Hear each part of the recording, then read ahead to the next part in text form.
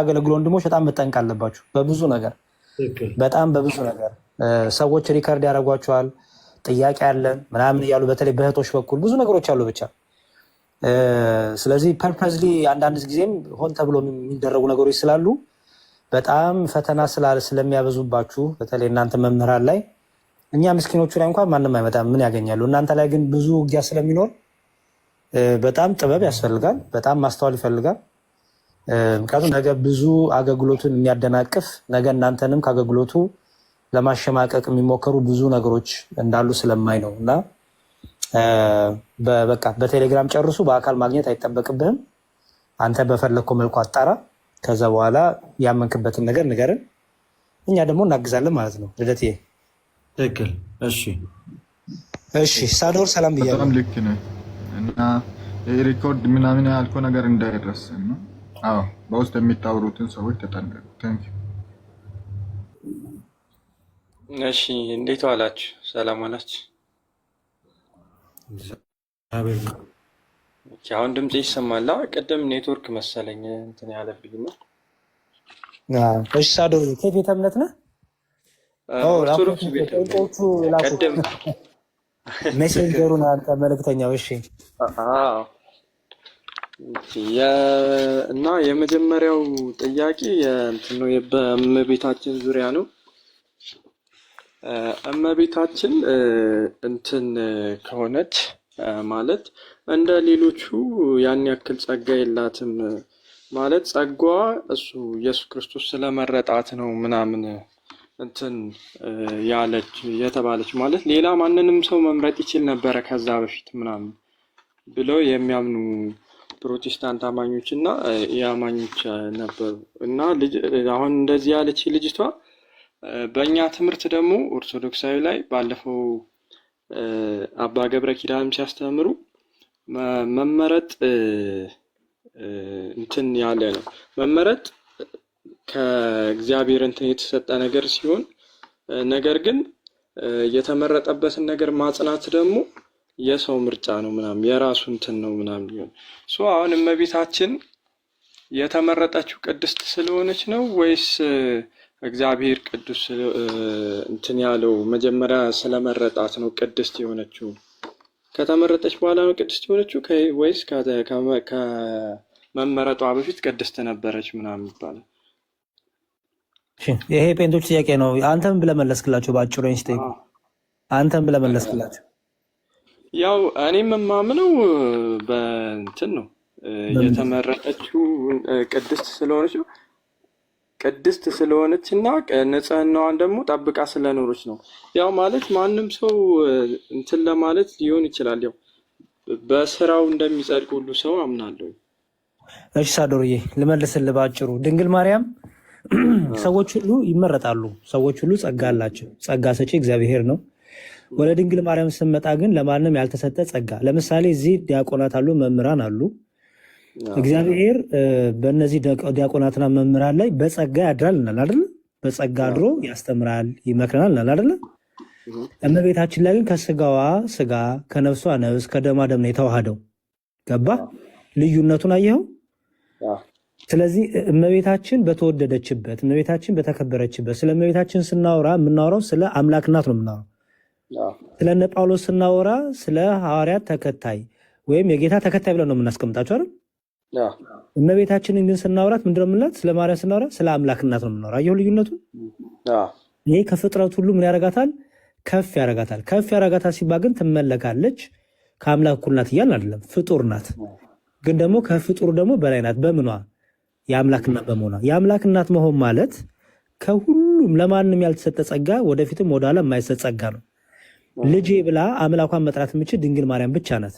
ለምሳሌ ማንም ፕሮቴስታንት ይሁን ማንም ፓስተር ይሁን ማንም እንዲያው ፓትሪያርክም ይሁን ልጄ ብሎ ክርስቶስን መጥራት ይችላል? ጸሎት ሲያደርግ አይችልም። ልጄ ብላ የመጥራት ስልጣን ያላት ማናት? እመቤታችን ብቻ። ሌላ በቃ ሌላ የለም። ልጄ የማለት ስልጣን ደግሞ ማን የሰጣት? ራሱ እግዚአብሔር። ኢፍ የሚባል ነገር የለም። ዋት ኢፍ እየተባለ የሚሰራ ሲናሪዮ የለም። እግዚአብሔር በስራ ሁሉ ትክክል ነው። እመቤታችን ላይ የሰራውን ስራ ማንም ላይ ደግሞ አይሰራውምም፣ አልተሰራምም፣ አልታሰበምም። ይሄ ለእሷ ብቻ የተዘጋጀ ክብርና ስጦታ ጸጋ ነው። ስለዚህ ኢፍ የሚባል እንዲው እንዲህ ቢሆንስ እንዲው ኢፍ እየተባለ ሲናሪዮ አይሰራም። ምክንያቱም እግዚአብሔር በስራው ሁሉ ትክክል ስለሆነ። እንደዚህ እንድትመረቅ ያበቃት ነገር ምንድን ነው? ይመጣል እኮ ነው ሳዶርዬ። አዳምና ሔዋን ከገነት ከተባረሩ በኋላ እግዚአብሔር አዳምና ሔዋንን እና ልጆቻቸው ሊያድን ፈለገ። ሊያድን ሲፈልግ ሰው መሆን ነው የመረጠው የፈቀደው። ለምን ሰው ሆንክ አትለውም መቼም። የወደደው የፈቀደው እሱ ነው። ደም ሳይፈስ ስርየት የለምና። ስለዚህ ሰው ሊሆን ወደደ። ሰው ሊሆን ስለወደደ አስቀድሞ በነቢያቱ ስለዚች ሴት ስለዚች ድንግል አስቀድሞ በነቢያቱ ያናግር ጀመር። ድንግል ማርያም ዝም ብላ ብቅ ያለች አይደለችም። በአዲስ ኪዳን አስቀድሞ ስለ እሷ ምን ተነግሯል መሰለ? ትንቢት ተነግሯል። ኦኬ። አስቀድሞ ያቺ ሴት ከዛች ሴት አምላክ እንደሚወለድ ድንግል እንደምትጸንስ በድንግልና እንደምትወልድ የምትወልደውም ድንቅ መካር ኃያል የሰላም አለቃ ንጉሥ አባት አምላክ እንደሚባል አስቀድሞ ይህን ያናገሩ ራሱ ማን ነው? መንፈስ ቅዱስ። አየህ፣ ትንቢትን የሚያናግር መንፈስ ቅዱስ አይደለም? ስለዚህ መንፈስ ቅዱስ ስለሆነ አስቀድማ በአምላክ ሊና ታስባ ነበር እንዳለን እኛ ገባሁን። እሷ በስ ከመገለጧ ከእናት ከአባቷ ከመወለዷ ፊት አስቀድማ በአምላክ ሊና ትታሰብ ነበር። በምን አወቅ ካልከኝ በአምላክ በእግዚአብሔር መንፈስ ቅዱስ ነቢያቶች በትንቢት ይናገሩ ስለነበር እግዚአብሔር ያላሰበውን በነቢያቱ ያናግራል፣ ያላቀደውን በነቢያቱ ያናግራል። ነቢያት ከራሳቸው አምልቀውና አመንጭተው ያወራሉ።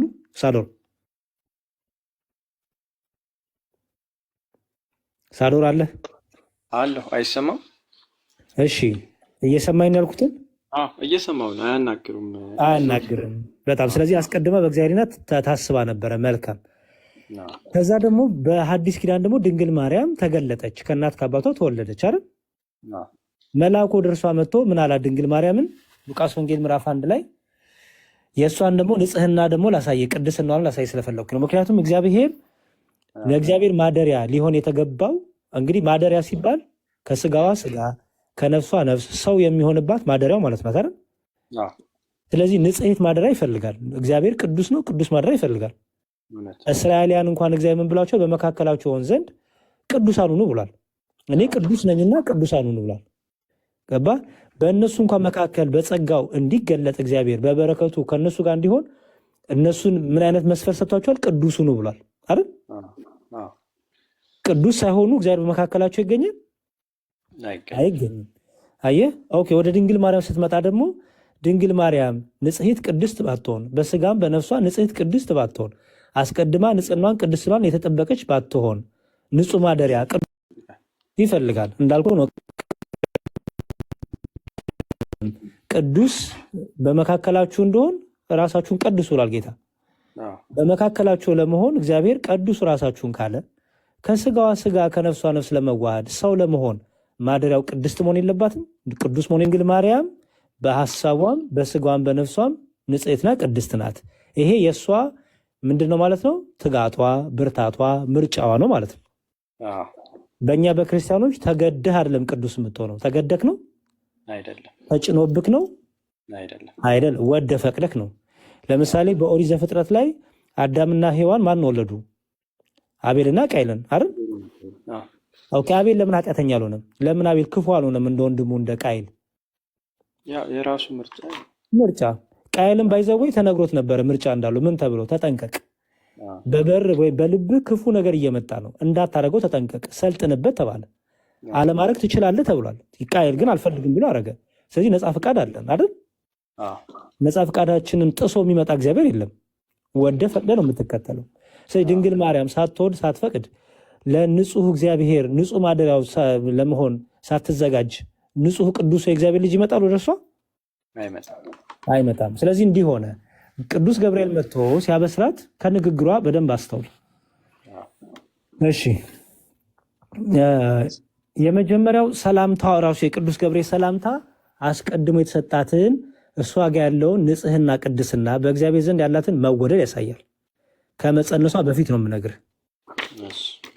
ምን ይላል መሰለህ? ሉቃስ ወንጌል ምዕራፍ 1 ቁጥር 28 ላይ መልአኩም ወደ እርሷ ገብቶ ደስ ይበልሽ ጸጋን ይመላብሽ ሆይ ጌታ ከአንቺ ጋራ ነው፣ አንቺ ከሴቶች መካከል የተባረክሽ ነሽ አላት።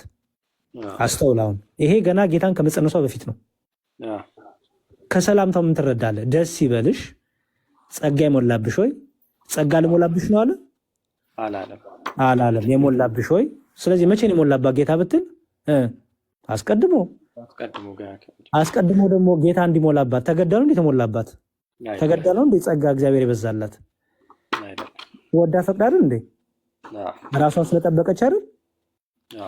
በጣም ጥሩ። ንጽሕት ሆና አገኛት። ንጹሕ የሆነ ቅዱስ አደረባት። ስለዚህ ጌታ ከአንቺ ጋራ ነው። አንቺ ከሴቶች መካከል የተባረክሽ ነሽ፣ ከሴቶች መካከል የተባረክሽ ነሽ የሚለውን ቃል ደግሞ ያው ጌታን ከመጸነሷ ፊት ነው አስቀድማ የተባረከችው ወይስ ከጸነሰች በኋላ? ከሴቶች መካከል እንድትባረክ ያደረጋት ሴት ናት። ጾቷ መቼም ሌላ ጾታ ሆኖ አይደለም። ሴት ናት አይደል? ምንድን ነው ከሴቶች መካከል እንድትባረክ ያደረጋት? ጌታን እኮ ገና በማህፀኗ አልጸነሰችም። አካላዊ ቃል ገና እኮ በማህፀኗ አላደረም።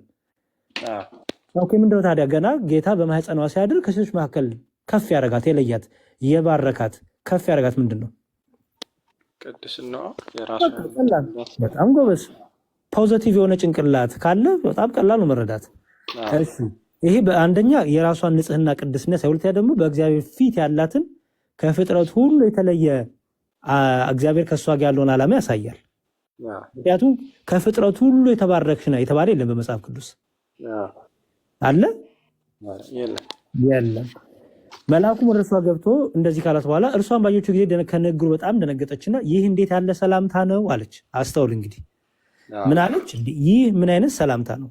በጣም ገረማት። እርሷ የምትጠብቀው ምንድን ነው? ንጽህና ቅድስናዋን ጠብቃ ነው ቁጭ ያለችው። ሰላምታው ደግሞ በጣም የተለየ ነው። ጭራሽ ከፍጥረት ሁሉ ከሴቶች ሁሉ ሲባል መቼም አንዳንድ ጴንቶች ሴቶች የሚለውን ሴቶች ብቻ ናቸው ወንዶችን አይጨምርም ይላሉ። ይሄ በጣም የሚያስቂኝ ነገር ነው። ሴቶች የተባለበትን ማለት መሰለ መቼም ከሴት ወንድ ይወለዳል አይደል? ስለዚህ ከሴቶች ሁሉ ሲባል ወንድንም ወልደው እየበዙ በምድር ላይ ከሞሉት ሁሉ ማለት ነው፣ ከሰዎች ሁሉ ማለት ነው አይደል? ኦኬ። ከዛ መልአኩም እንዲህ አላት፣ ማርያም ሆይ በእግዚአብሔር ፊት ጸጋን አግኝተሻልና አትፍሪ። ይሄ ጸጋ መቼ ነው ያገኘችው? ከኢየሱስ ክርስቶስ ከመጸነሷ በፊት። ለዚህ ደግሞ ጸጋው ማስረጃ ራሱ እግዚአብሔር ነው። ምክንያቱም አስቀድሞ በነቢያቱ ምን ያደርግ ነበረ? ስለዚህ ድንግል ያናግር ነበር። ኦኬ። ያቺ ድንግልም ደግሞ ከመጣሽ በኋላ ደግሞ ያቺ ድንግል ደግሞ ምን አድርጋለች? እግዚአብሔር እንደተናገረላት እግዚአብሔር እንዳሰበላት የምትኖር ንጽህና ቅድስናን ጠብቋ የምትኖር አማኝ ናት ማለት ነው። ቀጠለና እርሱም ታላቅ ይሆናል፣ በእግዚአብሔር ጸጋ አግኝተሻልና እነሆ ትጸንሻለሽ፣ ወንድ ልጅም ትወልጃለሽ፣ ስሙንም ኢየሱስ ትያለሽ አላት። እርሱም ታላቅ ይሆናል የልዑል ልጅም ይባላል አላት። እሷ ምን አለች? ወንድ ስለማላውቅ እንዴት ይሆንልኛል አለች። አሁን እችን መልሼ ልላቁ። ወንድ ስለማላውቅ የሚለውን ቃል ያዝ። ኦኬ። በዛ ጊዜ ወንድ አታውቅም ድንግል ማርያም። ወንድ እኮ አጠገቡ አለ። ዮሴፍ የሚባል እኮ ወንድ አለ አይደል? ከወንድ ማለት ነው። ሽማግሌ ነው፣ አረጋዊ ነው። ዮሴፍ እኮ አለ አጠገቡ አይደል? አላውቅም ያልሽው ድንግል ማርያም ዮሴፍ እንደሚባለው ባሏ ቢሆን ዮሴፍ እንደሚባለው ከድንግል ማርያም ልጆች ቢኖሩት ድንግል ማርያም አጠገቡ ያለውን ዮሴፍን እንዴት አላውቅም ትላለች? አሁን ለምሳሌ ወንድ እኮ አላውቅም ስትል ምን እያለች ነው? እኔ በምን ምክንያቱም ገብርኤል የነገራት ምንድን ነው? አሁን ድንግል ማርያም የትዳር ህይወት በዮሴፍ እና በድንግል ማርያም መካከል የትዳር ህይወት ቢኖር ምንድነው መለስ ያለባት? ድንግል ማርያም መቼ ነው የምወልደው አይደል? ምክንያቱም ባልና ሚስቶች ልጅ ትወልዳለች ሲባሉ ምንድነው የሚሉት? መቼ ነው የሚሆነው አይደል? አንተ ለምሳሌ መልአክ መጥቶ በልጅ ትወልዳለህ ቢል ምንድነው የምትለው? መቼ ነው የሚሆነው አይደል? ልክ ወደ ዘካርያስ ሲመጣ መልአኩ ገብርኤል ልጅ ትወልዳለህ ሲለው ምንድነው ያለው? እንደ ሚስቴ እኮ እንደ በፊቱ እኮ ወጣት አይደለችም፣ አሁን እርጅና እድሜ ላይ ናት፣ የሴቶች ልማድም አይታያትም አለ። አየህ ድንግል ማርያም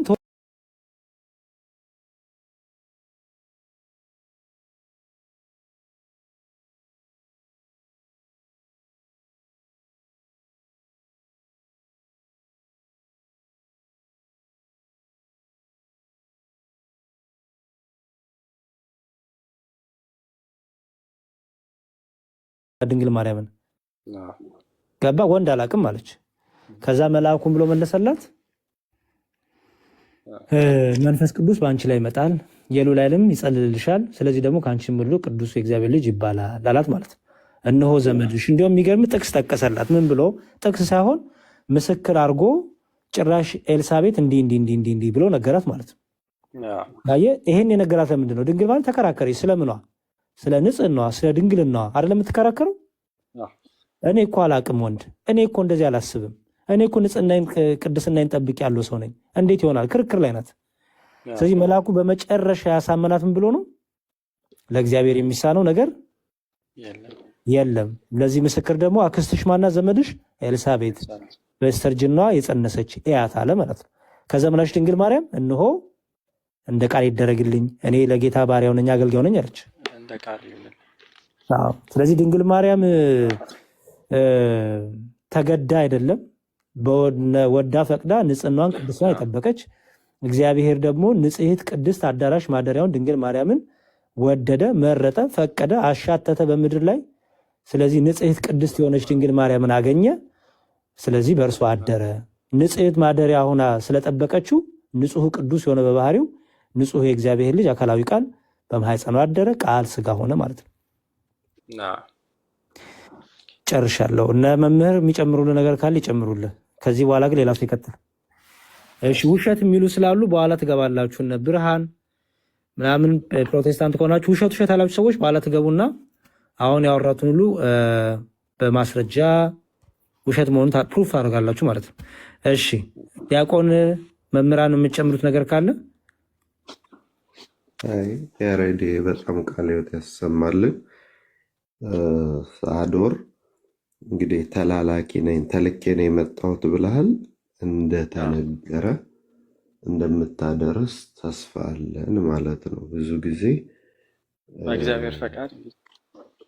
መልካም እንግዲህ የምጨምርልህ ነገር ሳይሆን እንትን ለማለት ያህል በመጽሐፍ ቅዱስ ውስጥ ጸጋ የሚለው ቃል 132 ጊዜ ተጽፏል። ስንት ጊዜ?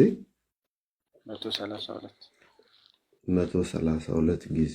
በብሉይ ኪዳን ግን አንድ ብቻ ነው ያለው። ሚልክያስ 1:9 ላይ ጸጋን ይሰጠን ዘንድ ለምኑ አለ። አሁን በብሉይ ኪዳንና በሐዲስ ኪዳን ትልቁ ልዩነት አዳም በልቶ ሲሳሳት፣ አዳምና ሔዋን በልተው ሲሳሳቱ ጸጋ እግዚአብሔር ከሰው ጠፋ። ጸጋ እግዚአብሔር ከሰው ጠፋ። ረድኤተ እግዚአብሔር ብቻ ተገለጠ። ረድኤተ እግዚአብሔር ማለት ምንድን ነው? እንደነ አብርሃም እንደነ ኖህ እግዚአብሔርን የቀረቡትን እግዚአብሔር ይቀርባቸዋል በረድኤት፣ በጸጋ አይደለም፣ በረድኤት ነው። ነገር ግን እግዚአብሔር የእውቀት ችግር ስለሌለበት አዳምን እንደሚያድነው እንደሚወድቅ የሚያውቅ እግዚአብሔር ምን አሰበ?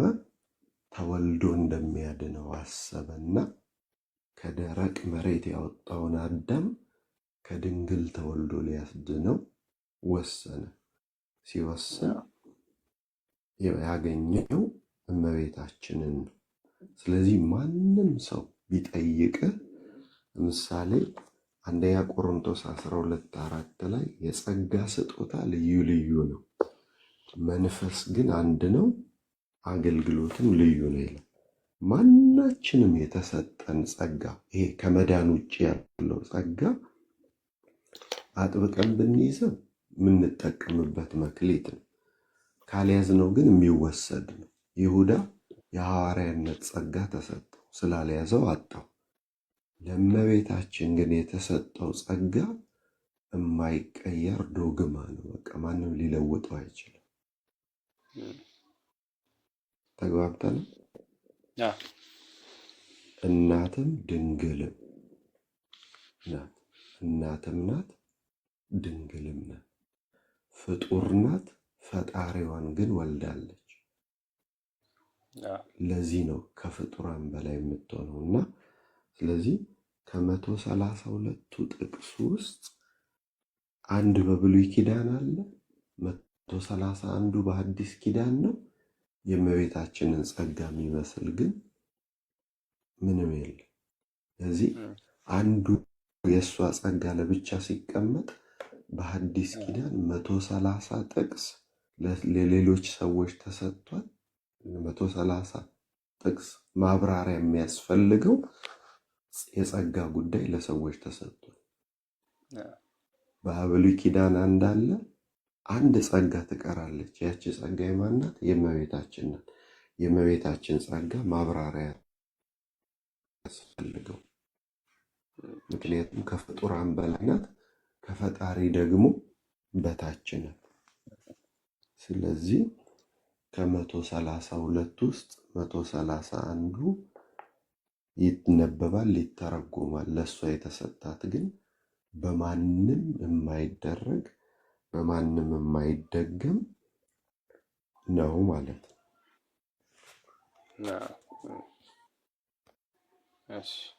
አመሰግናለሁ። ሌላ የምትጨምሩልኝ ካለ እንትን ማለት ይችላሉ። ካልሆነ ወደ ሁለተኛው ጥያቄ መግባት ይችላሉ። ሁለተኛ ጥያቄን አቅርብና ወይ ዲያቆን ክርስቶፈረስ ወይ ዲያቆን ፈለገ ይመልሱልሃል። ሌሎችም ብዙ ሰው ስላለ መግባት የሚፈልግ ቶሎ ቶሎ ጥያቄን አቅርብና ይሄ ተመልሰልህ። አሁኑ ይሻለሁ። ትልቁ ነገር ለአንተ ነው። ባይዘው የመጀመሪያው ለአንተ ነው።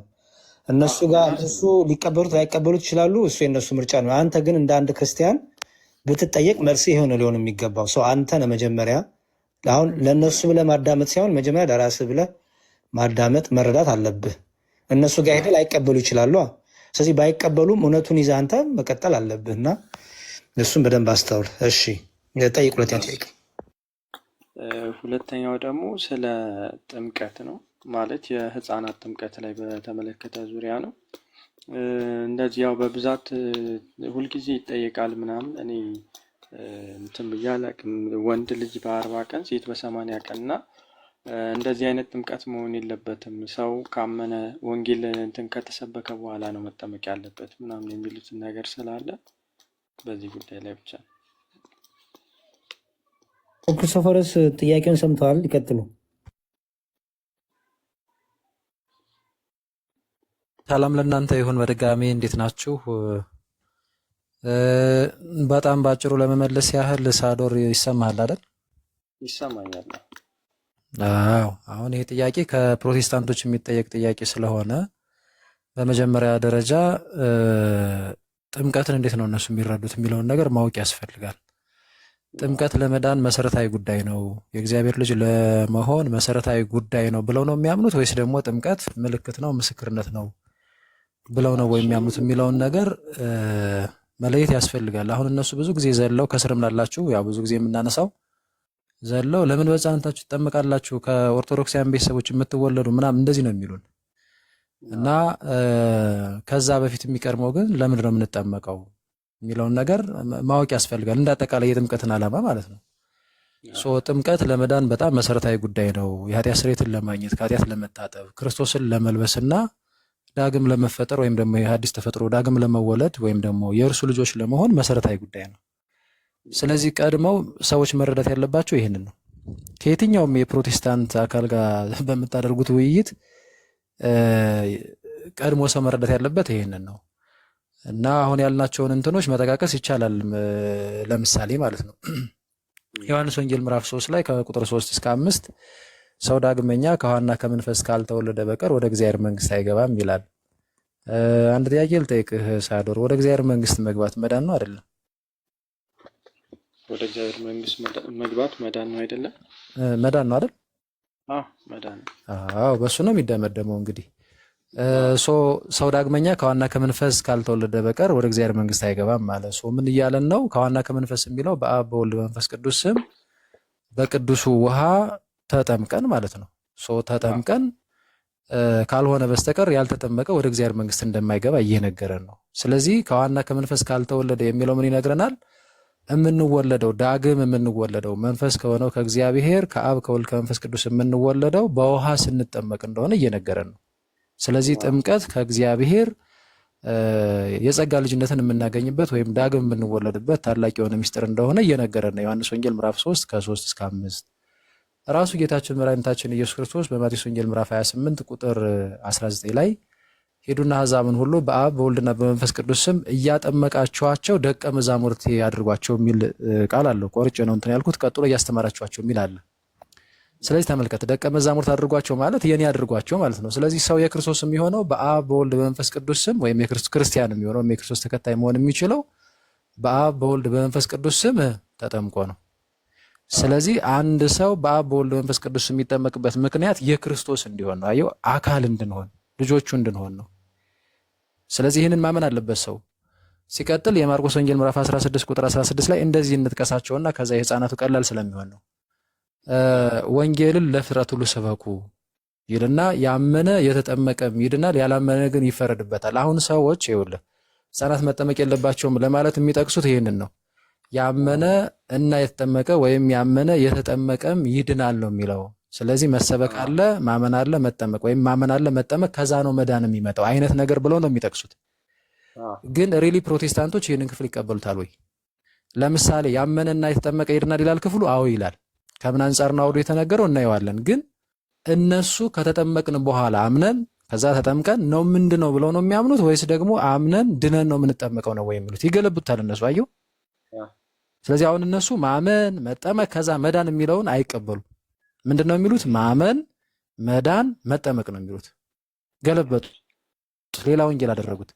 ክፍሉ ግን ምንድነው የሚለው? ያመንና የተጠመቀ ይድናል ነው የሚለው። ካላመነ ያው ወደ ጥምቀት ባይመጣም ስለዚህ ይፈረድበታል ይላል።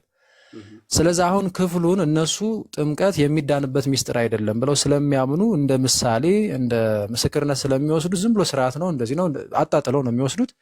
ከዳን በኋላ በእምነት ብቻ ነው ምንድነው ከዳን በኋላ ነው የምንጠመቀው ብለው ስለሚያምኑ ቅድም እንዳልኩ ያመነ ይድናል ከዛ ይጠመቃል ብለው ነው ሌላ ወንጌል የሚነግሩን ማለት ነው። እነዚህ አካላት ቀድሞ ማወቅ ያለባቸው ቅድም እንደጠቀስኩት አንድ ሰው ሳይጠመቅ እንደማይድን ነው። ስለዚህ ወንጌል ሰምቶ ካመነ ይጠመቃል፣ ከተጠመቀ ይድናል። እንደዛ ነው የሚለው አይደል ክፍሉ። ስለዚህ በዚህ ክፍል መሰረት ለመዳን ማን ይድናል የተባለው? ያመነና የተጠመቀ ነው። ሂደህ ግን በእርግጠኝነት ያን አካል ብትጠይቀው ያመነ ብቻ ወይም ያመነ ብሎ ነው የሚቆመው። ይህንም ብዙ ጊዜ በተደጋጋሚ ማህበራዊ ሚዲያ ላይ ቼክ ያደረግነው ጉዳይ ነው።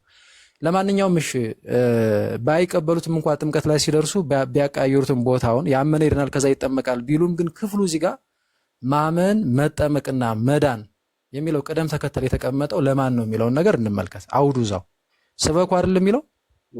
ስለዚህ ሐዋርያት ወጥተው የሚሰብኩትን አካል የሚመለከት ነው አይደለ? ሐዋርያት ወጥተው ህፃናትን ይሰብካሉ እንዴ? ያገናዝባሉ? ህፃናት አያገናዝቡም። እነሱም ብቻ ሳይሆን ለምሳሌ አይምሮ ህሙም ቢያገኙ ወይም እኛም ዛሬ ማናችንም ቢሆን ዛሬ ብናገኝ እንሰብከዋለን እንዴ? ያገናዝባል? ራሱን እንኳን ያውቃል? ሊሆን አይችልም። አየው። ስለዚህ አሁን ለምሳሌ ከተጠቀስኩት አንጻር ሁለት ምሳሌዎች ለምሳሌ ሁለት አካላትን የክፍል አይመለከትም። ምክንያቱም ስለማያገናዝቡ ህፃናትንና መሰበክ ስለማይችሉ ወይም ስለማያገናዝቡ ከነሱ ጋኛ ስለማንግባባ እያልኩ ነው። ህፃናትንና አይምሮ ህሙማን ለምሳሌ ይህ ክፍል አይመለከትም። ስለዚህ ከፍ ብሎ እየነገረ ነው ስበኩ። ስለዚህ ያ የሰበኩት ሰው ያ ቃለ እግዚአብሔር የሰማ ሰው ያምናል፣ ካመነ ይጠመቃል፣ ከተጠመቀ ይድናል አለ። ቀድሞ የተሰበከን ሰው የሚመለከት ነው። ለመሰበክም ብቁ የሆነን ሰው የሚያገናዝብን ሰው ማለት ነው። አሁን ቅድም ግን የጠቀስናቸውን ሁለት አካላት ህፃናትና አይምሮ ህሙማን አይመለከትም ይህ ክፍል። ስለዚህ እነሱ በሌላ የመጽሐፍ ቅዱስ ክፍል ነው የሚዳኙት ማለት ነው። ይሄ አውዱ ግልጽ ነው ወንድሜ? እንግዲህ እንደዛ ከሆነ ገላትያ ምዕራፍ 3 ቁጥር 27ን፣ ሮሜ ምዕራፍ 6 ቁጥር 3ን፣ ሌሎችንም አንደኛ ጴጥሮስ ምዕራፍ 3 ቁጥር 21 እንደዛ ሌሎችንም የመጽሐፍ ቅዱስ ክፍሎችን ስንመለከት ልክ አንድ ሰው በእምነት በኩል መጥቶ አምኖ ሲጠመቅ እንደሆነ ክርስቶስን የሚለብሰው ስንጠመቅ እንደሆነ ከጌታ ጋር ራሱ አንድ ምን ሆኖ ከሞቱ ጋር አንድ ምን ሆነው የምንጸድቀው ያው የሞተስ ከኃጢአቱ ጸድቋል ስለሚል የምንጸድቀው ማለት የምንድነው ሮሜ ምዕራፍ 6 ቁጥር 6 ላይ ስንጠመቅ እንደሆነ ይነግረናል። ስለዚህ ጥምቀት ቅድም መነሻ ላይ እንዳልኩትኝ ለመዳን ግዴታ አስፈላጊ ጉዳይ ነው። ስለዚህ ሰው ሳይጠመቅ ክርስቶስን ሊለብሰው አይችልም። ሰው ሳይጠመቅ ከክርስቶስ ጋር አንድ ላይ ሊሆን አይችልም። ከሞቱ ጋር አንድ ሊሆን አይችልም። ሰው ሳይጠመቅ በቃ አዲሱን ክርስቶስ ሊለብሰው አይችልም። የክርስቶስ ሊሆን አይችልም። ዳግም ሊወለድ አይችልም። ስለዚህ ይሄ የገባው ሰው እንግዲህ ከዚህ በኋላ ወደ ህፃናት ጥምቀት ታመጣዋለህ ማለት ነው። እሺ ህፃናት አያገናዝቡም። ግን ክርስቶስ ከሰው ወገን ለምሳሌ እንደው መርጦ የሞተለት አለ። ለምሳሌ ለህፃናት ሞቶላቸዋል አልሞተላቸውም? ሞቶላቸዋል። ስለዚህ ተመልከት፣ ህፃናትን አያስፈልጋቸውም ክርስቶስ ብለን የምንከለክል ከሆነ አይ ክርስቶስ እኮ አልሞተላቸውም ብሎ ማለት ይሆናል። ክርስቶስ ግን ከሰው ወገን ከጾታም ይሁን ከእድሜ ለይቶ የሞተለትና ያልሞተለት የለም። ለዓለም ሁሉ ነው ክርስቶስ የሞተው። ስለዚህ መጽሐፍ ደግሞ ምን ይለናል? ልጅህን በሚሄድበት ምን በለው ምራው ይላል። ታስታውሳለህ? ይህን ክፍል ልጅህን በሚሄድበት ምራው። ተመልከት፣ ህፃናት ልጆቻችን በስጋ የሚያስፈልጋቸውን ነገር የሚበሉትን፣ የሚለብሱትን፣ ሲታመሙ ወዘተ በአጠቃላይ ጤና ነገር ብዙ ነገር የተመለከተ ብቻ እንደዛ ስጋዊ ነገራቸውን ማን ኃላፊነት ወስዶ የሚንከባከበው? ቤተሰብ። ተመልከት እንግዲህ እዚህ ለኃላፊ ለጠፊው ነገር ቤተሰብ እንደዚህ እንትን ካለ በሚሄድበት እንደዚህ የሚመራ ከሆነ ወደ እግዚአብሔር መሄጃቸው ወይም ደግሞ ወደ እግዚአብሔር ባለው ከእግዚአብሔር ጋር ባላቸው ግንኙነትም እንዴት ቤተሰብ አብልጦ አይጨነቅም? ይሄ አካል ከዲያብሎስ ካልሆነ በስተቀር እንዴት ሊከለክል ይችላል? ተመልከት፣ ወደ ሐኪም ቤት ትወስደዋለህ፣ ሲያመውም ወደ መድኃኒት ቤት ትወስደዋለህ። ግን መድኃኒት የዓለም መድኃኒት ወደሆነ ወደ ክርስቶስ ልጅን አልወስደውም ስትል ጤነኝነት ይሆናል? አይሆንም። አንድ ይሄ ነው። ሲቀጥል ቅድም ዮሐንስ ወንጌል ምዕራፍ 3 ላይ ከቁጥር 3 እስከ 5 ስናነብ ምንድን ነበር የሚለው? ሰው ዳግመኛ ከውሃና ከመንፈስ ካልተወለደ። አሁን ቅድም የማቴዎስ ወንጌል ምዕራፍ 16 ላይ ማነው የማርቆስ ወንጌል ምዕራፍ 16 ላይ ያለው የተሰበከን አካል የሚመለከት ነው። ያ አካል ደግሞ የሚያገናዝብ መሆን አለበት። የስ ኦር ኖ ማለት አለበት። የስ ካለ አምኗል፣ ስለዚህ ወደ ጥምቀት ይመጣል፣ ይድናል። አይ አልፈልግም አላምንም ካለ ግን ወደ ጥምቀት አይመጣም፣ ስለዛ ያላመነ ይፈርድበታል ብሎ አስቀመጠው ብለናል። እና ይሄ ክፍል የማያገናዝቡ አካላትን አይመለከትም ብለን አልፈናል። ቅድም አውዱን አይተን ዮሐንስ ወንጌል ምዕራፍ 3 ላይ ግን ያመነ ማን ነው? ሰው ዳግመኛ ከውሃና ከመንፈስ ካልተወለደ በቀር ወደ እግዚአብሔር መንግስት አይገባም ነው የሚለው። አሁን ሰው ሲል ከእድሜ የሚያስቀረው እንትን አለው? ሰው ሲል ህፃናት ሰው ናቸው አይደሉም? ሰው ናቸው። ስለዚህ አየሁ አላገናዘቡም ብለን አንተዋቸውም ሰው ስለሆኑ። ስለዚህ ሰው ናቸው። ከስጋ የተወለደ ስጋ ነው፣ ከመንፈስ ግን የተወለደ መንፈስ ነው ስለሚል እዚህ ጋር አሁን ክራይቴሪያው እንደ ዮሐንስ ወንጌል ምዕራፍ 3 ቁጥር 3 እስከ 5 ባለው ሰው መሆን ነው። ህፃናት ደግሞ ሰብከናቸው ከኛ ጋር ተግባብተን አምነው ይጠመቁ እንዳንል አያገናዝቡ። ምንም ብንሰጣቸው ይቀበላሉ አይደለም? ክርስቶስን እምቢ አይሉም በነገራችን ላይ። ስለዚህ ህፃናት አያምኑም ብሎ መናገር አይቻልም። ስለዚህ በእኛ ኃላፊነት ቅድም ልጅህን ወደሚሄድበት ምራው በሚለው እንዳልኩና ቅድም እንደወሰድነው ምሳሌ ይጠመቃሉ ማለት ነው። ሰው ስለሆኑ ይጠመቃሉ። ዳግም እንዲወለዱ የእግዚአብሔር ልጅነትን እንዲቀበሉ ጸጋውን እንዲቀበሉ ታደርጋለች ቤተ ክርስቲያን ነው። ከዚህ ውጭ ግን ቅድም ላይ ለምሳሌ እዚህ ጋር ለምሳሌ የማርቆስ ወንጌል ምዕራፍ 16 ቁጥር 16 አይደል የተጠቀሰው ማመን መጠመቅ መዳን ተብሎ ቅድም ባውዱ ፈተነዋል። ግን ደግሞ ጥምቀት በአጻጻፍ ደረጃ ጥምቀት ከማስተማር ከመሰበክ የቀደመበት የለም ወይ? አለ። ቅድም የጠቀስነው የማቴዎስ ወንጌል ምዕራፍ 28 ቁጥር 19 አህዛብን ሁሉ እያስተማራችሁ ከዛም እያጠመቃችሁ ነው የሚለው እንዴ? አይደለም። አህዛብን ሁሉ እያጠመቃችሁ ያዘዝኳችሁንም ሁሉ እንዲጠብቁ እያስተማራችኋቸው ነው የሚለው። አየው ምን ቀደመ እዚህ ጋር? አሁን በአጻጻፉ ጥምቀት ቀደመ። ቀጥሎ ምን ይላል? እያስተማራችሁ ያዘዝኳችሁንም ሁሉ እንዲጠብቁ ደቀ መዛሙርት ያደርጓችሁ ይላል። ስለዚህ ማጥመቅ አለ፣ ከዛ ደግሞ ትእዛዙን እንዲጠብቁ ማስተማር አለ። አሁን ይህንን እንደወረደ ለህፃናት እንጠቀመዋለን። የማርቆስ ወንጌል ምዕራፍ 16 ግን የሚያገናዝቡ የሶር ነው የሚሉ አካላት ሲመጡ የሚቃወሙ ወይም ደግሞ እንቀበልም የሚሉ ሲመጡ ግዴታ እንደዛ ማመን ስላለባቸው እንደወረደ የማርቆስ ወንጌል ምዕራፍ 16 እንጠቀመዋለን ማለት ነው። አየው። ስለዚህ ጥምቀት የሚቀደምበት ክፍል አለ በአጻጻፍ ደረጃ። ይህንን መያዝ ያስፈልጋል። ከዚህ ውጭ ምናልባት የብሉይ ኪዳኑን እንዳላስረዝም እኔ ብቻ እንዳይሆን ዲያቆን ያሬድ ወይ እርሶ አለዛም ደግሞ እነ ዲያቆን ሕዝቅያስ ቢያነሱ ደስ ይለኛል። በብሉይ ኪዳን የነበረውን የግዝረቱንና አሁን ደግሞ ግዝረት በጥምቀት ላይ የተተካው እና 40 እና 80 የሚለውን ነገር እሱ የምትቀጥሉበት ደስ ይለኛል። እግዚአብሔር ይስጥልኝ። ቃሎች ያሰማል። ዲያቆን ሕዝቅያስ አሉ መምህር?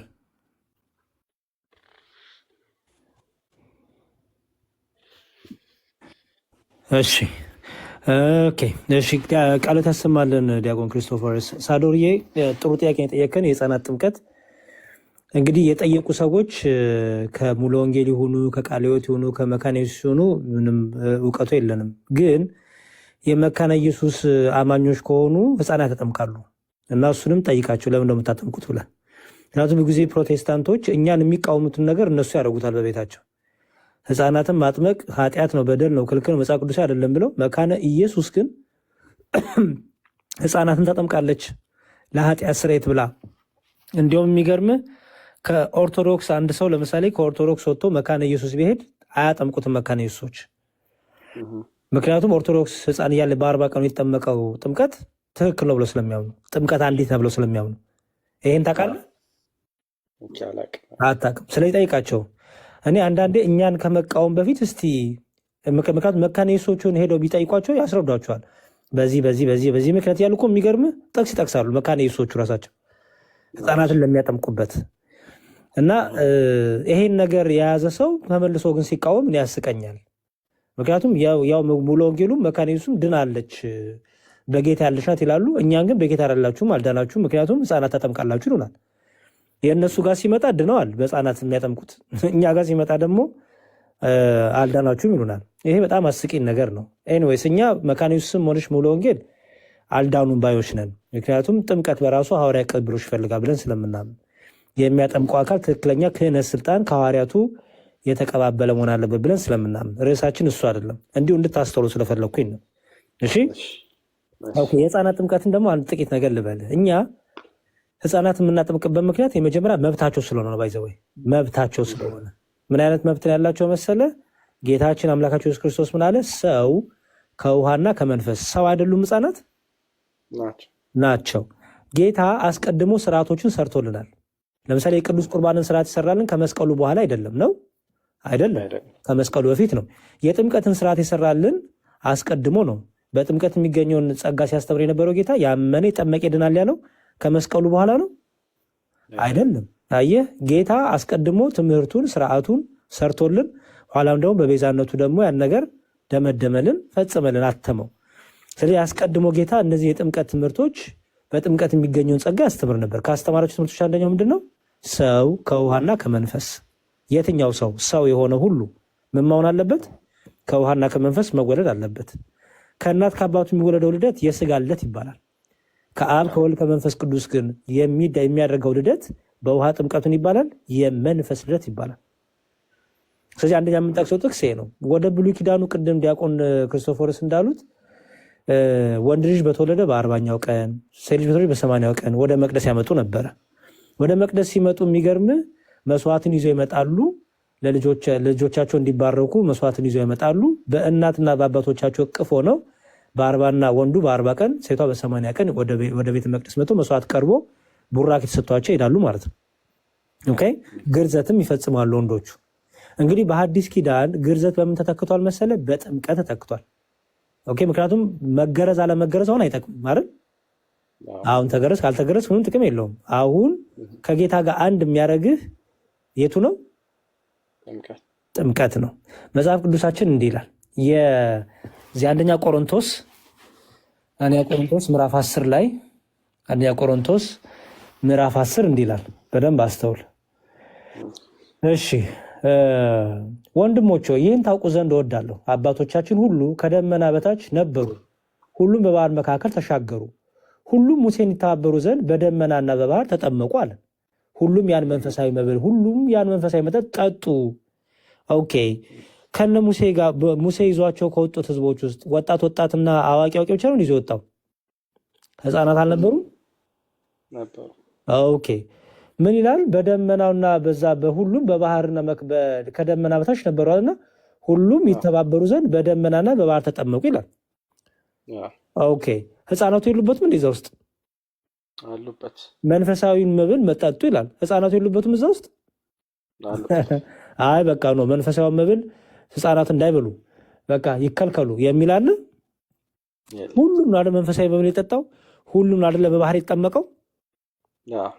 ኦኬ፣ ይሄ እንግዲህ ለሁሉም የሆኑን አመጣና ቅዱስ ጳውሎስ ያን በምሳሌ ነገረን ማለት ነው። ስለዚህ ሁሉም ምናሉ ይላል? ከዛ በደመናና በባህር ተጠመቁ አለ። ስለዚህ እኛም ልጆቻችንን ስንወልድ እኔ ክርስቲያን ነኝና የክርስቲያን ልጅ በክርስቲያን መልክ ያድጋል፣ በክርስቲያን ትምህርት ያድጋል። አያድግም? ያድጋል። እኔ ኦርቶዶክሳዊ ነኝ። ልጄን በምን አሳድገዋለሁ መሰለ? እኔ በጥምቀት አምናለሁ፣ ወደ ጌታ አመጣዋለሁ። ወደ ጌታ እንዲመጣ ደግሞ መብቱ ነው፣ እኔ አልከለክለውም። ምክንያቱም ከውሃና ከመንፈስ ሰው መወለድ አለበት የሚል ቃል አለ። አንድ ሁለተኛ ደግሞ አምላካችን ኢየሱስ ክርስቶስ ህፃናት ወደ እኔ ይመጡ ዘንድ አትከልክሏቸዋል አይደል? ኦኬ፣ ዛሬ ወደ ጌታ የምታመጣው ህፃናትን በምንድን ነው? እነዚህ ህፃናት ባይዘዌ በእናትና በአባቶቻቸው እቅፍ ሆነው የመጡ ናቸው እና ጌታ ሲከለክሏቸው ተቆጣ። ጌታ ወደ እኔ ይመጡ አትከልክሏቸው አለ። የእግዚአብሔር መንግስት ለእነርሱ ናትና አለ። ስለዚህ በአባታቸው በእግዚአብሔር መንግስት መብት አላቸው የላቸውም? አላቸው።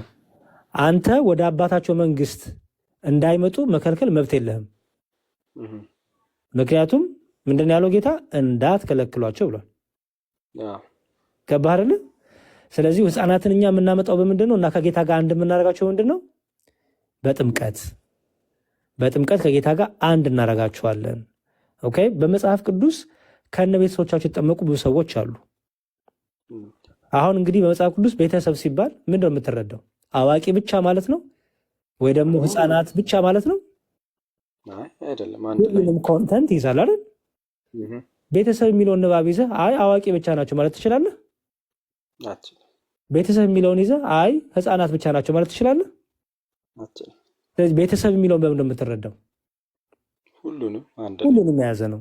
ትልቅም ይሁን ህፃንም ይሁን ሁሉንም የያዘ ነው።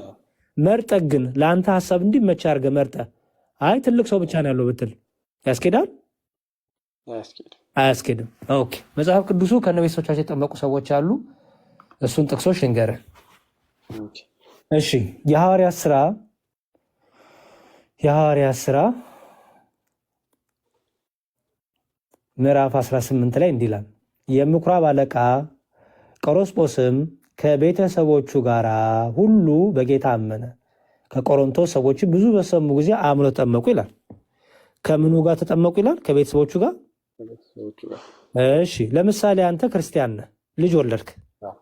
በደንብ አስተውል። ልጅ ወለድ ክርስቲያን ነህ። ከዛ አንድ ሰው መጥቶ አንተ ቤትህ ልጆች ክርስቲያን ናቸው ቢልህ አይ እኔ እንጂ ልጅ አይደለም ትለዋለህ?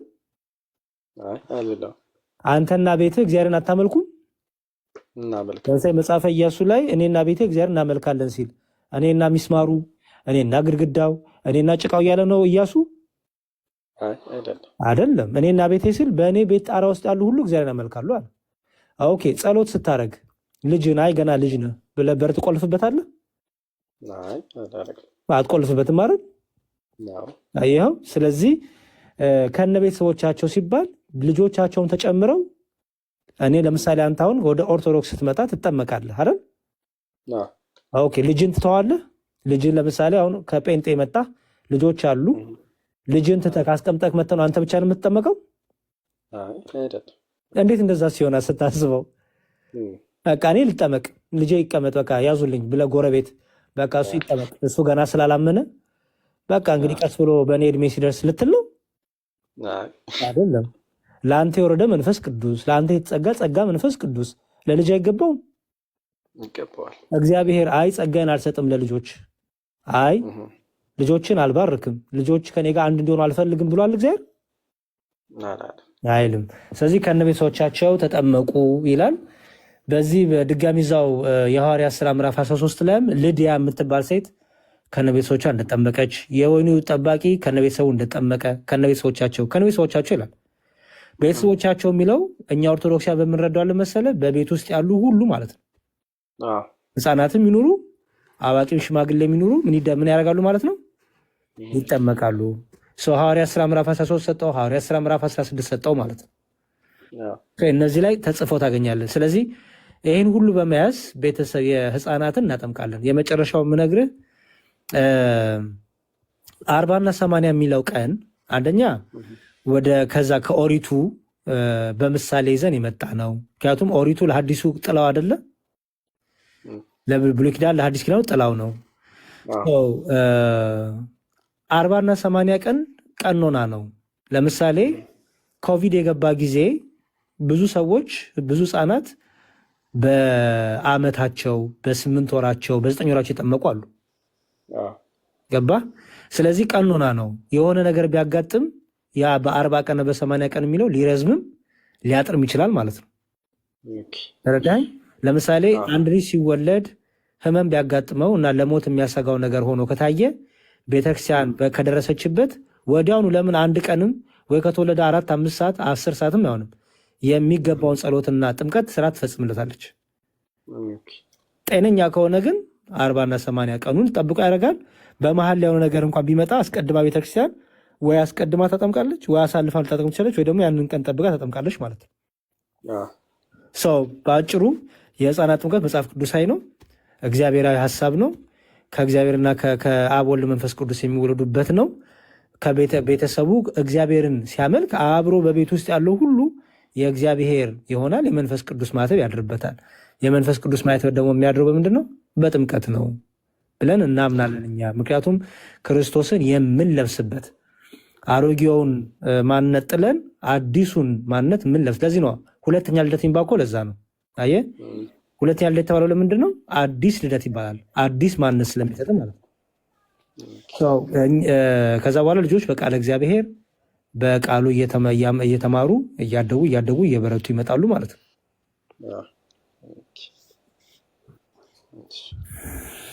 ኦኬ እሺ።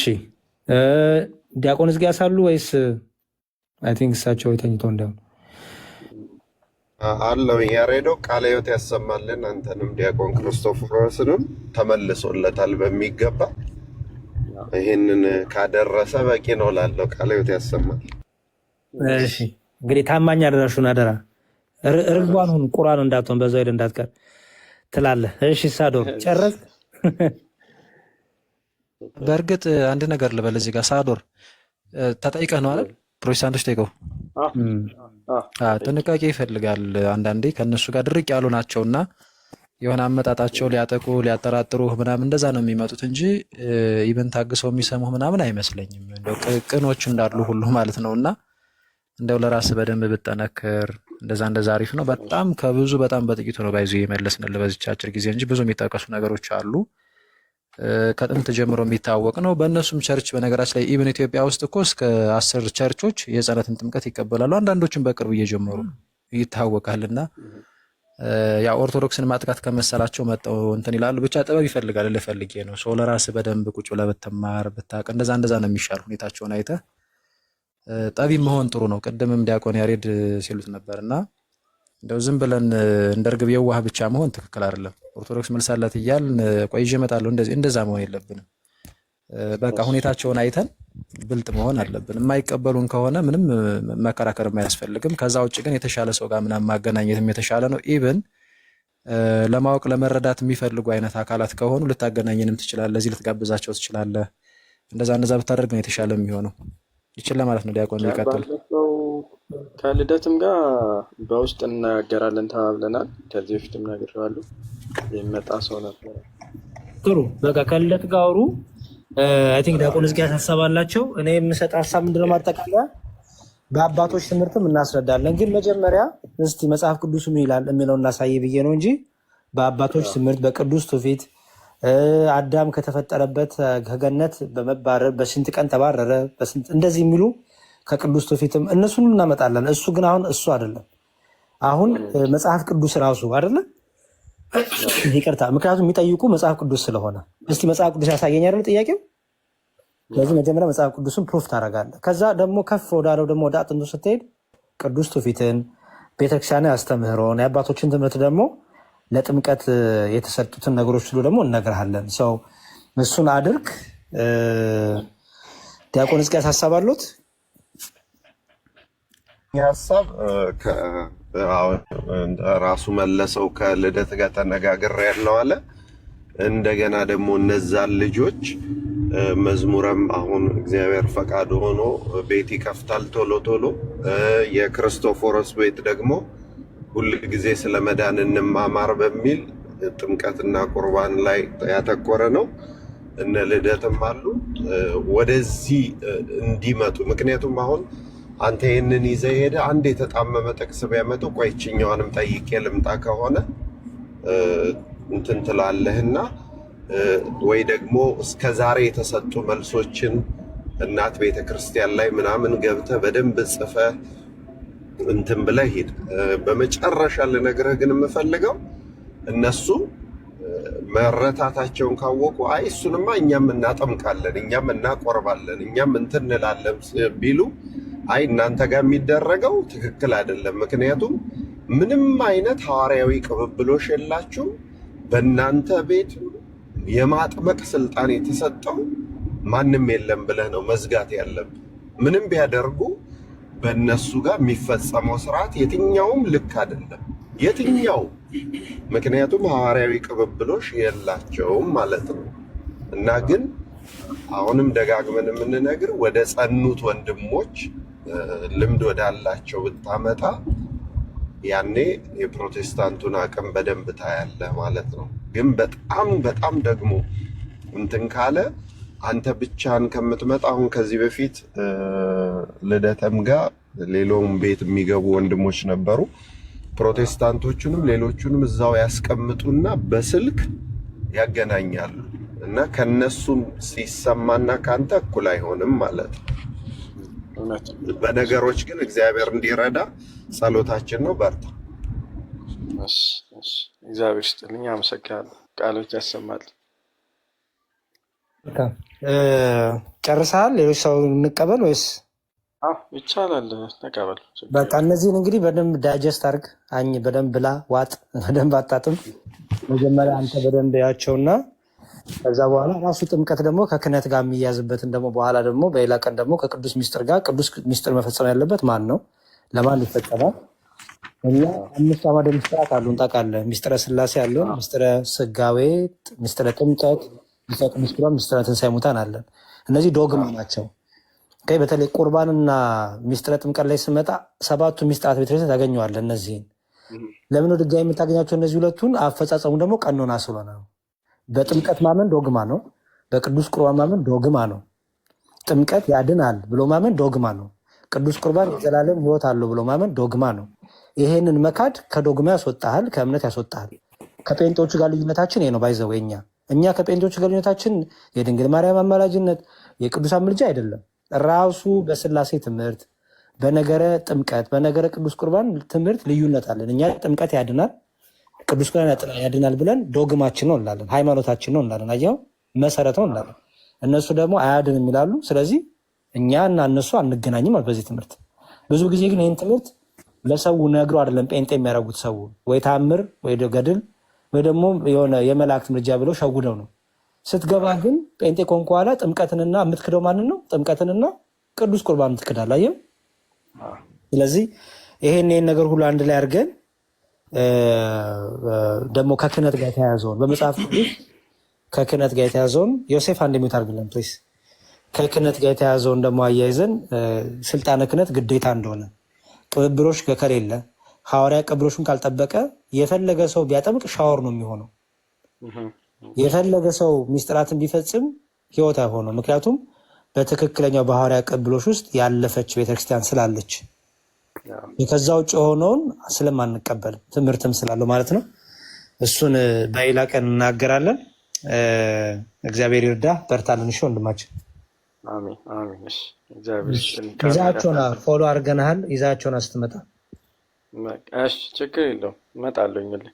እንደውም የሆነ ከበድ ያለ እንትንም ነበረ ልደትን በአካል እስቲ በውስጥ ስልክ እናስቀምጥልኝ ብዬዋለሁ። ቴክስት አድርጌለት ማለት ከዚህ በፊት ነግሬው ነበረ። የሆነች ልጅ አለች መስማት አትችልም፣ የሆነ ማውራት ትችላለች። እንትን በልጅነቷ የሆነ ክትባት ነገር እንትን ስላለ እና ግን ፕሮቴስታንት ነች።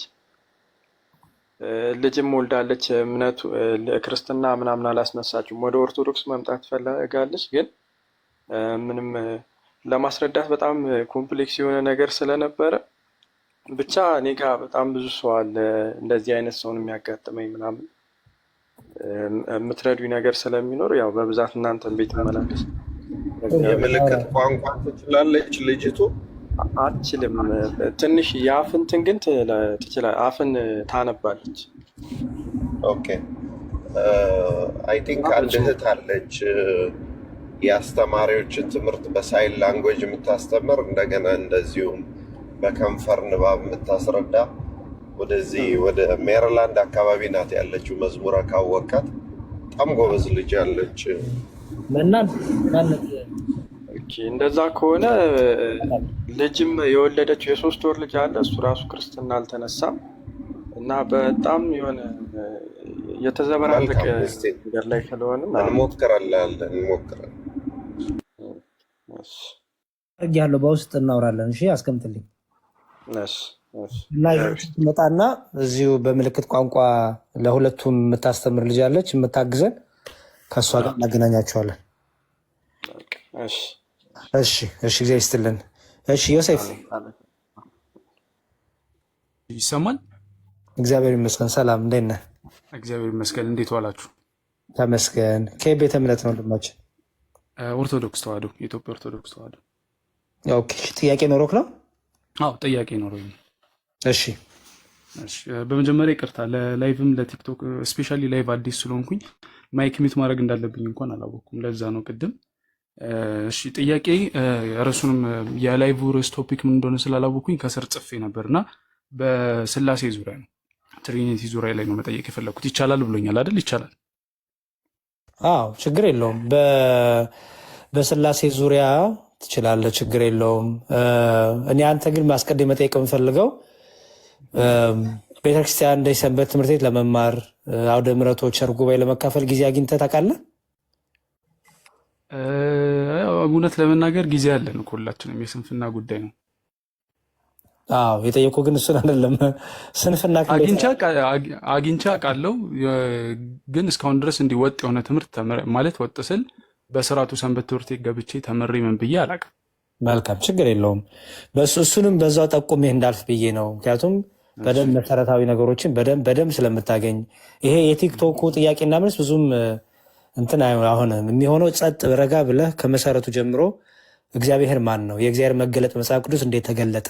ምክንያቱም እኛ ነገረ ስላሴን ስናስተምር የእግዚአብሔር መገለጥ ብለን ነው የምንጀምረው፣ ይኸው እንጂ የእኛ መረዳት አይደለም። የእግዚአብሔር ራሱ እንዴት ገለጠ ነው። ሰው ሀለወተ እግዚአብሔር ከመሰረቱ የእግዚአብሔር ማንነት እግዚአብሔር ማን ነው ከሚለው ጀምሮ ነው ትምህርቱ የሚሰጥ። ከዛ ነው ወደ ስላሴ የምትመጣው ማለት ነው። እግዚአብሔርን ካወቅከው በኋላ እግዚአብሔር ራሱ ለፍጥረት እንዴት ገለጠ፣ በፍጥረቱ ለፍጥረቱ የሚመለከው እንዴት ነው፣ የሚመሰገነው እንዴት ነው የሚለውን ሀሎተ እግዚአብሔር ብሎ ከዛ ወደ ስላሴ ትምህርት ትመጣለህ ማለት ነው። እና እዚህ ቲክቶክ ላይ ያለው ባክ ኤንድ ፎርዝ ጥያቄና መልሱ አጭር ናት። መሰረታዊ ነገር ሩት አይሰጥህም ነው። ተረዳኝ። ሰንበት ትምህርት ቤት አይ እኔ ሰነፍ ነኝ እያልክ መቼም እድሜ መፍጀት የለበትም። ዛሬ ነው የመዳን ቀን። ዛሬውን የሄደ ተመዝግበህ ሰንበት ቤት ልማር አስተምሩኝ ብለህ፣ ምክንያቱም ህይወት ስለሆነ የዘላለም ህይወት ጉዳይ ስለሆነ የዘላለም ህይወት ቲክቶክ ላይ አይደለም ያለው። የዘላለም ህይወት ያለው መሬት ላይ ነው። እና መሬት ያለችው ቤተክርስቲያን ሁላችንም ሄደን ከኔም ጭምር አንተም ሁላችንም የምንማርባት ከሚስጥራት የምንሳተፍበት ህይወት ያስፈልጋል። ዝም ብሎ አይኔ ሰነፍ ነኝ እኔ ምናምን እያልን በቃ ጊዜው ሊሄድብን ነው። አየኸው። ዋይዝ ሁን ብልጡን ለማለት ፈልጌ ነው። የስላሴ ትምህርት ሰዎች ሲጠይቁ እስካሁን ምን ብለህ ነበር የምታስረዳው? እስኪ አንተን ትንሽዬ ነገር ንገረኝ። ለምሳሌ አንተ ያለ መረዳት ስለ ስላሴ ምንድን ነው? እሺ ስለ ስላሴ አሁን ከቅርብ ጊዜ በኋላ ነው ይሄ የስም ክርስቲያን ነኝ እንጂ ብዙም በተግባር የለውም ነበርና አሁን በደምብ ከፍኩኝ ስሄድ የተወሰነ ነገር በራሴ ዲግ ማድረግ ስጀምር ነው። እስከዛሬ ሄጄ እንዲህ ተምሬ ስለማላቅ ለዛ ነው። ግን እንዲሁ በስላሴ ዙሪያ የማውቀው ምንድን ነው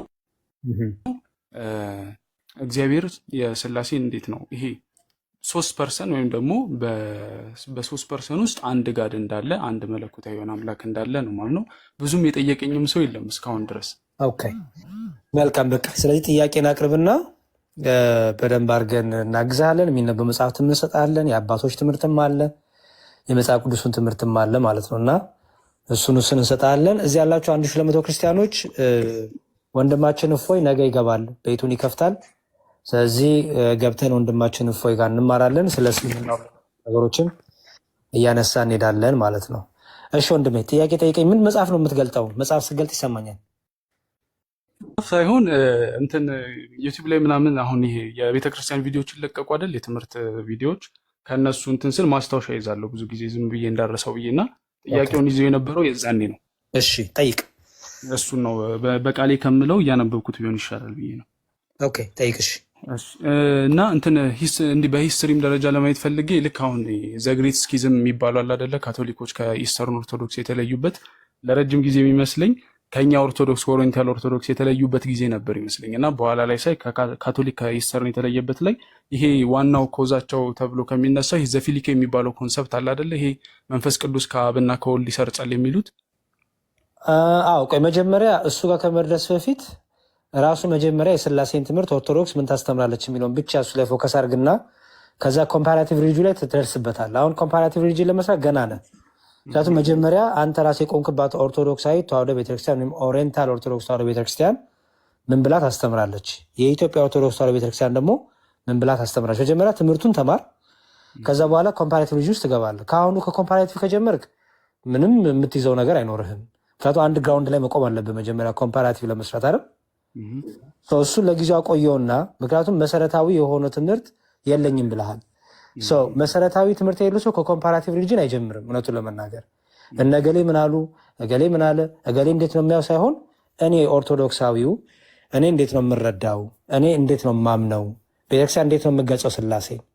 ከዛ ይህን ከያዝክ በኋላ ይህን እውቀት ከያዝክ በኋላ ሌሎችስ ብለህ ያለ በሌሎቹ የሚነሳው ቪው እንዴት ነው? ከዛ ኮምፔር ታደርጋለህ። ከዛ በኋላ እየበረታ እያጠና ትሄዳለህ ማለት ነው። አሁን ስለ ኦርቶዶክሳዊቷ ኢትዮጵያ ኦርቶዶክስ ተዋሕዶ ቤተክርስቲያን ስለ ስላሴ ምን ታስተምራለች? የሚጠያቂ ጠይቀን። በእኛ በኦርቶዶክስ ቤተክርስቲያን መንፈስ ቅዱስ የሚሰርጸው ከአብ ነው የሚለው ትምህርት ነው አይደል ያለው? ከአብ ብቻ ነው የሚሰርጸው። እሺ ይኸውልህ አሁንም ልመልስልህ። በስላሴ ትምህርት በስላሴ ዘንድ የሚጀመረው ትምህርቱ እግዚአብሔር አንድም ሶስትም ነው ተብሎ ይጀመራል። ይኸውልህ መንፈስ ቅዱስ ከምን ይሰጣል ተብሎ አይጀመርም።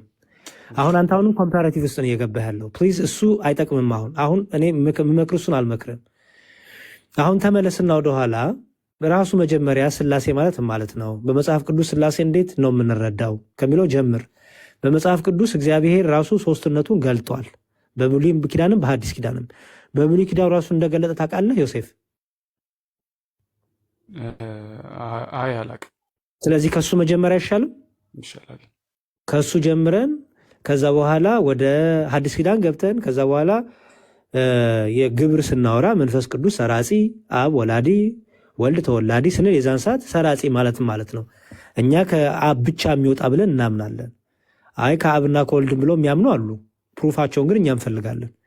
እኛ ከአብ ብቻ ብለን እናምናለን። እሱም በኋላ እናየዋለን፣ ችግር የለውም። ሰው አሁን እንግዲህ ሰፊ ነገር ልናሳልፍ ነው ማለት ነው። እንዴት እንደሚሻል አላውቅም። ዲያቆን ምን ይመኩናል? እሱንማ እናግዝሃለን። የተሻለው የሚሆነው ግን ዮሲ ስለመጣ ስለጠየቅከን እናመሰግናለን። ቃል ያሰማልን ዲያቆን። የተሻለ የሚሆነው በጣም አጭር ትምህርት ስለሆነ የምትፈልገው ያን ያህል በጣም አይ ቲንክ ጥያቄ የሆነብህ ነገር አልሰማሁም አይደለ? በጣም ይሄን ያህል አንገብጋቢ የሆነ ነገር ዮሲ ማወቅ ነው። አንገብጋቢ ነገር ሳይሆን እንዲሁ ለማወቅ እንደዛ ከሆነ ምንድነው መሰለ ቅድም ዲያቆን የመከረውን ያዝ። ቤተክርስቲያን ብቅ ማለት የምትችልበት ሁኔታ ካለ እዛም ብቅ እያልክ መማር መልካም ነው። ከዛ ውጭ ደግሞ ማህበራዊ ሚዲያ ላይ አሁን ለምሳሌ ማህበረ ቅዱሳን ቲቪ ላይ የሚሆን ዩቲዩብ ላይ ማለት ነው በቲቪ ተላልፎ ዩቲዩብ ላይ የተለቀቀ ወይም የኦቲሲ ቲቪ ላይ ታገኛለህ። ቴሌግራም ላይም ጆይን አድርግ። እኔ ቴሌግራም ላይ መምጣት ትችላለህ። ላይቭ ላይ ተማምረ ነው በሁለት ዙር ሪከርድ ተቀምጧል። ያኬም ግሩፕ አለ ይመስለኛል ስቲል ነው እና እዛም ጆይን ብታደርግ እንደዚህ አይነት ትምህርቶችን ታገኛለህ እና ለማንበብም ለማዳመጥም ቮይሶችን ከዛ ደግሞ ያልገባህን ነገር ለመጠየቅ ዝግጁ መሆን ጉዳዩንም ደግሞ የሆነ የለም መቼም አንዳንዴ ወደ እግዚአብሔር በቀረብን ቁጥር ነው በህይወታችንም ስለ እግዚአብሔር የምናውቀው እንጂ ዝም ብለን እንደ ሌላው ቲዮሪ ዝም ብለን የምናነበንበው አይደለም፣ የመገለጥ ስለሆነ ማለት ነው። እግዚአብሔር አምላክም ደግሞ እንዲገልጥልን የህይወታችንን የጸሎት ህይወታችንን የጾም የአጠቃላይ የንስሐ ህይወታችንን ምንም እንኳን በዚህ ጊዜ ንስሐ መግባት ባይቻልም አትሊስት በጸሎት ግን መበርታት ይቻላል። በቅዳሴው በምኑ እንደዛ እያደረግን በደንብ ብንማር በጣም አይከብደንም እውነት ለመናገር። እናንተም ደግሞ ለማወቅ ስለሆነ የምትማረው ማለት ነው ወረድ የምታምነው ጉዳይ ስለሆነ አትቸገርም እና እንዲህ አይነት እንትኖች ላይ ጆይን አድርገህ ከዚህ ያልገባህን እየጠየቀን ቢሆን የሚሻለው ብዬ አስባለሁ። አሁን አንገብጋቢ ጥያቄ ያላቸውን ብንቀበል ነው የምመርጠው። ዲያቆን መልካም። ስለዚህ ዮሴፍዬ አለ አጠቃላይ የቤተክርስቲያኑን አስተምሮ 2 ደቂቃ ባልሞላ ላስቀምጥልህና ከዛ የመነሻ ሀሳብ ይሆናል። ኦኬ ይረዳሃል። ኢትዮጵያ ኦርቶዶክስ ተዋሕዶ ቤተክርስቲያን ብላ ታምናለች። እግዚአብሔር አንድም ሶስት ነው ብላ ታምናለች። እግዚአብሔር አንድ ነው ብቻ አትልም፣ ሶስት ነው ብቻ አትልም፣ አንድም ሶስት ነው ትላለች። አንድነቱን ስንናገር ሶስትነቱን አንጨምርም፣ ሶስትነቱን ስንናገር አንድነቱን አንጨምርም። አንድነቱ ሶስትነቱን አይጠቀልለውም፣ ሶስትነቱ አንድነቱን አይከፋፍለውም። ተረዳኝ? ለሶስትነት ስንናገር አንድነቱን እየከፈልን አይደለም፣ አንድነቱን ስንናገር ሶስትነቱን እየጠቀለልን አይደለም። ተረዳኝ? ይሄን ያዝ። ይሄ መሰረታዊ ነገር ነው። ይሄን በደንብ አድርገን ነው እኛ የምንለየው። አንደበላልቅም። ስለ ሶስትነቱን በምንገልጽበት ልክ አንድነቱን አንገልጽም። ኦኬ። ስለዚህ የመጀመሪያው ይሄ ነው። ስለዚህ እግዚአብሔር አንድም ሶስት ነው ብለን እናምናለን። ሶስትነቱ በስም አብ ወልድ መንፈስ ቅዱስ፣ በግብር አብ ወላዲ ወልድ ተወላዲ መንፈስ ቅዱስ ሰራጺ። አብ ወላዲ ማለት አብ የባህሪ አባት ነው። የማ ወልድ የወልድ የባህሪ አባቱ ነው። ወልድ የአብ የባህሪ ልጁ ነው። ይሄ ቅድመ ዓለም የነበረ ነው። ክርስቶስ በስጋ ከመገለጡ በፊት አይደለም ይሄ የሆነው። ቅድመ ዓለምም አብ የወልድ የባህሪ አባቱ ነበር። ቅድመ ዓለም ስለ ዓለም ከመፈጠሩ በፊት ማለት ነው። ወልድ የአብ የባህሪ ልጁ ነበረ። መንፈስ ቅዱስ ከአብ ብቻ የሚሰርጽ ነው ብለን እናምናለን። ከአብና ከወልድ አይሰርጽም። ከአብና ከወልድ አይሰርጽም። ምክንያቱም የግብር ሶስትነት ስላለ። በግብር ሶስትነት ለምሳሌ ወልድን ሰራጺ ትለዋለ ወይስ ተወላጅ ነው የምትለው? የሚሰርጽ ነው የምትለው ወይስ የተወለደ ነው የምትለው? ዮሴፍ ወልድ ሰረጸ ነው የሚባለው ወይስ ተወለደ ነው የምትለው? መንፈስ ቅዱስ ሰራጺ፣ ወልድ ደግሞ ተወላዲ አይደል የምንለው እኮ። አሁን ወልድን ሰራጺ ትለዋለ? አይ አትለውም አይደል? አየህ። ስለዚህ ተወለደ ነው የምትለው እንጂ ሰረጸ አትልም። በቃ ስለዚህ እኛ በጣም ጥንቁቆች ነን ስላሴን ስናስተምር። ስለዚህ ከወልድ መንፈስ ቅዱስ ይሰርጻል የሚል የግብር ትምህርት ቤተክርስቲያን አትቀበልም። ከወልድ አብ የወልድ አባቱ ነው፣ ወልድ የአብ የባህሪ ልጁ ነው። መንፈስ ቅዱስ ደግሞ ከአብ ብቻ ይሰርጻል ብለን እናምናለን። ለዚህ ማስረጃዎች መጽሐፍ ቅዱሶች አሉ። ዝርዝሩን ያው ወደፊት እናወራዋለን። ከዛ የግብር ሶስትነት ይሄ ነው። ከዛ ደግሞ የአካል ሶስትነት አለ። አካል ሶስትነት ማለት አብ ወልድ አይደለም፣ ወልድ አብ አይደለም፣ መንፈስ ቅዱስ አብና ወልድ አይደለም። ሶስት አካል አለ፣ እኔነት አለ ማለት ነው። አብ እኔ ባይ ነው፣ አብ እኔ ባይ ነው፣ ወልድ እኔ ባይ ነው፣ መንፈስ ቅዱስ እኔ ባይ ነው። ስለዚህ ሶስት አካል አለ። መጽሐፍ ቅዱሱ ሶስት አካል እንዳለ ብሉይም ሐዲሱም በደንብ አድርጎ ይነግረናል። ስለዚህ በአካል ሶስት እና እኛ በአካል አንድ ብለን አናምንም። እንደዚህ ብለው የሚጠቀልሉ አሉ። ክህደት ነው፣ ምንፍቅና ነው። እኛ በአካል ሶስት ብለን እናምናለን። ለምሳሌ ቤዛ ሆኖ ማን ነው ብትለኝ ወልድ እልሃለሁ። አብ ቤዛ አልሆነም፣ መንፈስ ቅዱስ ቤዛ አልሆነም። ሰው ሆኖ የተገለጠው ማን ነው? አብ አይደለም፣ መንፈስ ቅዱስ አይደለም። ይልቁንም ማን ነው? ወልድ ነው። መሐሪ ይቅር ባይ ግን ማን ነው? አብም ወልድም መንፈስ ቅዱስም። ማን ይቅር አለን? አብን ወልድም መንፈስ ቅዱስም። ግን ማን ቤዛ ሆነ ብትለኝ ግን ወልድ እልሃለሁ። ማን ተገረፈ ብትለኝ ወልድ እልሃለሁ። አየህ። ስለዚህ የአካል ሶስትነትን በደንብ አድርገን እናውቃለን፣ እናምናለን ማለት ነው። ስለዚህ በስም ሶስት፣ በአካል ሶስት፣ በግብር ሶስት። ኩነት የሚለውን አሁን አላነሳብህም። ኩነት ወይም ኦንቶሎጂ ይባላል በእንግሊዝኛው። የኩነት ትምህርት አለን። አብ ለወልድ፣ ወልድ ለአብ፣ መንፈስ ቅዱስ ለወልድና ለአብ እያልን ደግሞ እናስተምረው አለ። ለምሳሌ ኢየሱስ ክርስቶስ እኔ በአብ እንዳለው አብን በእኔ እንዳለ አታቆምን አላለን ዮሴፍ አይደል?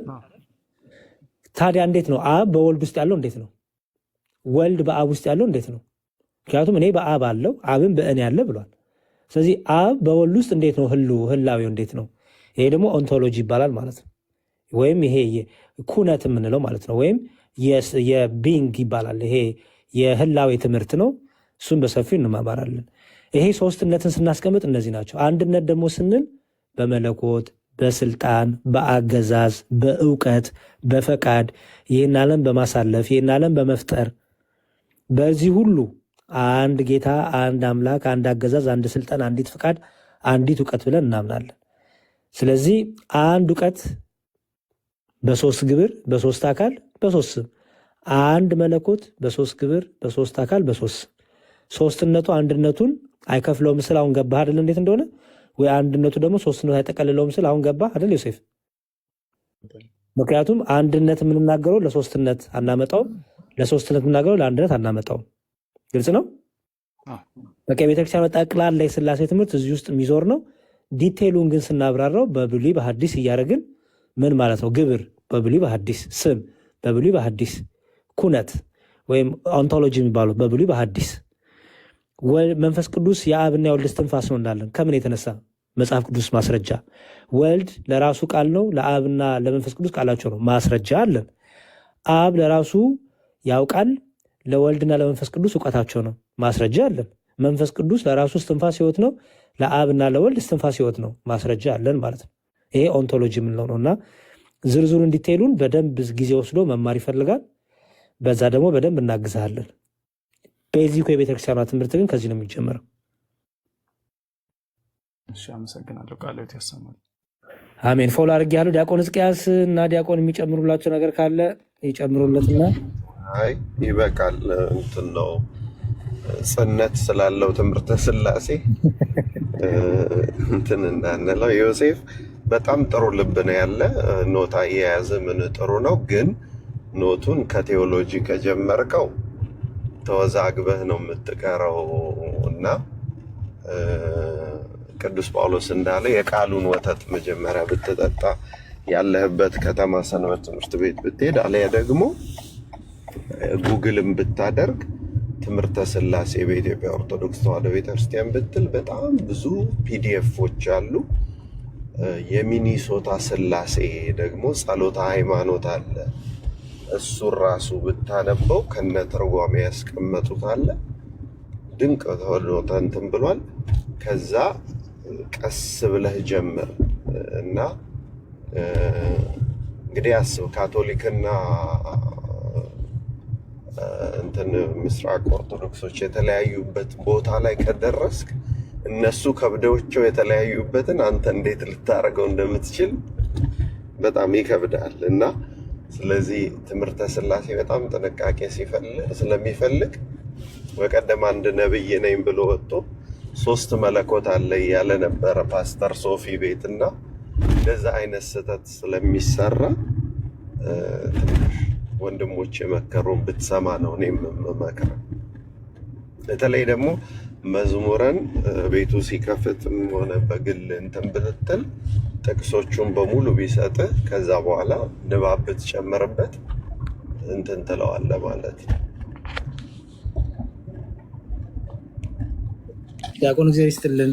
ይኸውልህ ወንድሜ አሁን ልክ የመጽሐፍ ቅዱስን ትምህርት ከተማርክ በኋላ ትምህርት ሃይማኖትን በደንብ ነገረ ሥላሴን ካጠና በኋላ ይሄንን ሼር አደርጋለሁ። እሺ ወንድሜ ፋዘርስ ነው ቤስት ይላል፣ ይታያል ይሄ